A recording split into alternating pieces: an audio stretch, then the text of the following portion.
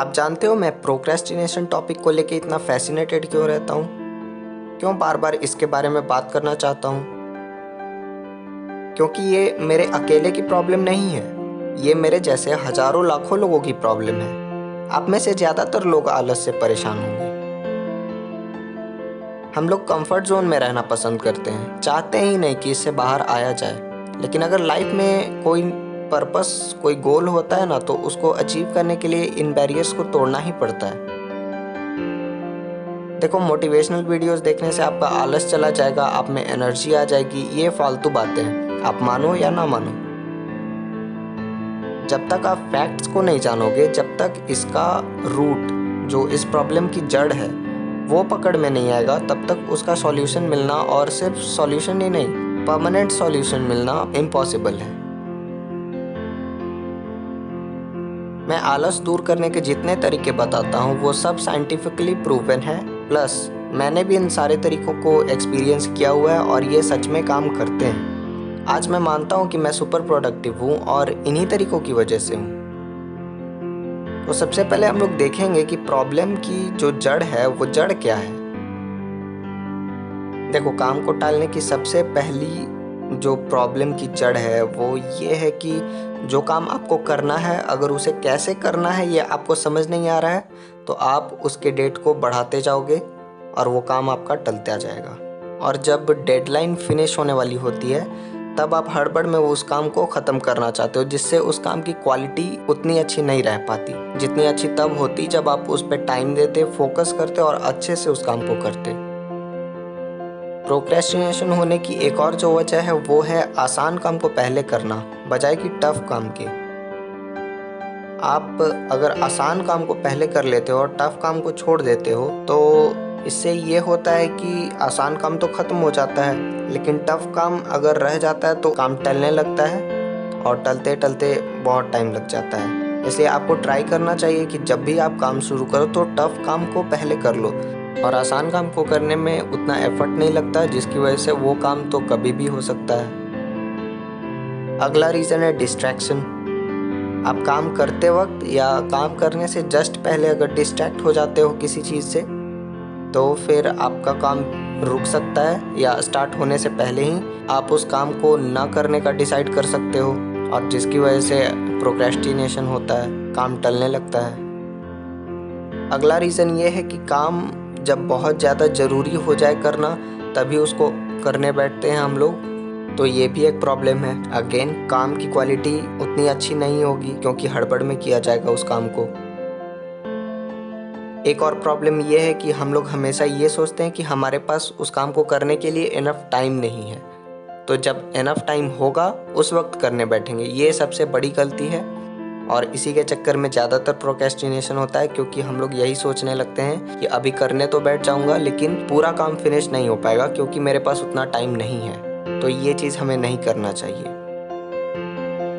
अगला रीज़न है काम को स्टार्ट करने के लिए अच्छे मूड का वेट करना, कि जब मूड अच्छा होगा तब काम स्टार्ट करेंगे, तब काम बहुत अच्छे से होगा, और अभी मूड अच्छा नहीं है या काम करने का मूड नहीं है तो काम उतने अच्छे से नहीं होगा। ये चीज़ भी हमें नहीं करना चाहिए। प्रोक्रेस्टिनेशन की एक बहुत बड़ी वजह ये भी है।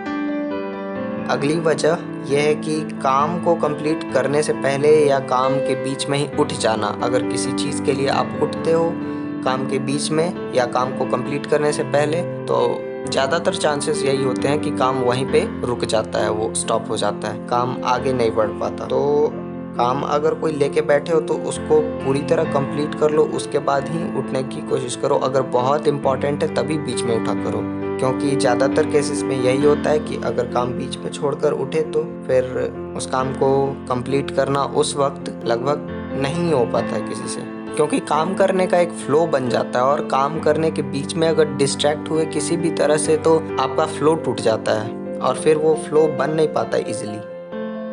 अब आई एम श्योर कि आप में से हर किसी ने इनमें से कोई ना कोई प्रॉब्लम फेस किया ही होगा।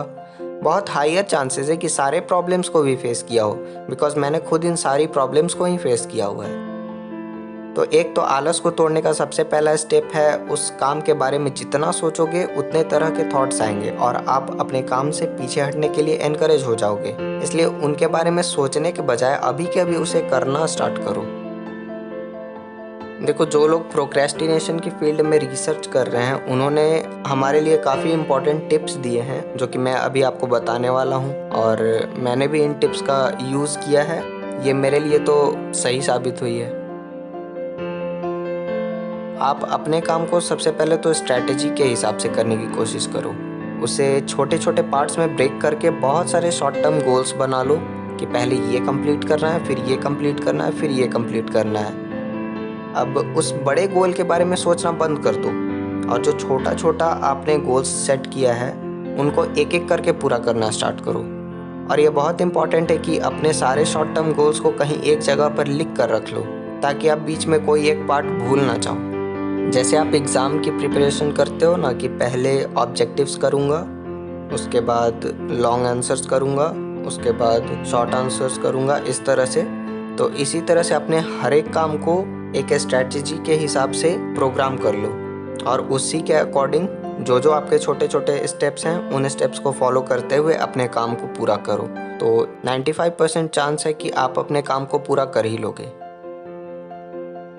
आपको पता है हमारे बॉडी में 4 तरह के फील गुड हार्मोन्स होते हैं। इनमें से डोपामिन एक ऐसा हार्मोन है जो हमारे किसी गोल के अचीव करने पर हमें एनकरेज करता है और हमें और भी ज़्यादा गोल्स को अचीव करने के लिए मोटिवेट करता है। US navy admiral William H McRaven ने अपनी एक स्पीच में कहा है कि अगर आप दुनिया को बदलना चाहते हो तो शुरुआत अपने बिस्तर को ठीक करने से करो। अगर सुबह उठते ही आप अपना बिस्तर खुद से ठीक करते हो तो इससे आपको एक सेंस ऑफ प्राइड फील होगा जो कि आपको और काम करने के लिए एनकरेज करेगा।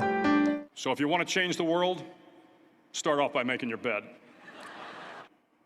If you make your bed every morning, you will have accomplished the first task of the day. It will give you a small sense of pride, and it will encourage you to do another task, and another, and another. And by the end of the day, that one task completed will have turned into many tasks completed. Making your bed will also reinforce the fact that the little things in life matter. If you can't do the little things right, you'll never be able to do the big things right.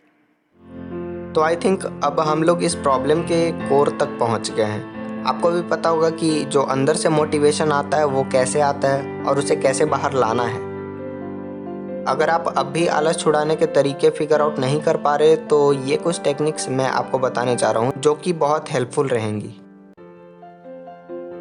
सबसे पहले तो जितना हो सके काम के वक्त या काम से थोड़ी देर पहले से डिस्ट्रैक्शन से दूर रहने की कोशिश करो। और सेकंड पॉइंट ये होगा कि कोई छोटा से छोटा गोल भी अचीव करने के बाद खुद को रिवॉर्ड दो।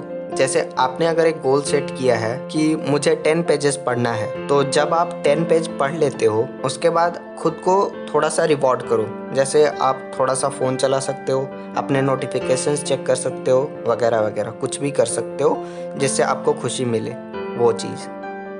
नेक्स्ट पॉइंट, टाइम पर छोटे छोटे ब्रेक्स लो, लेकिन अपने ब्रेक टाइम को ख़त्म होने के बाद काम पर वापस ज़रूर आ जाओ।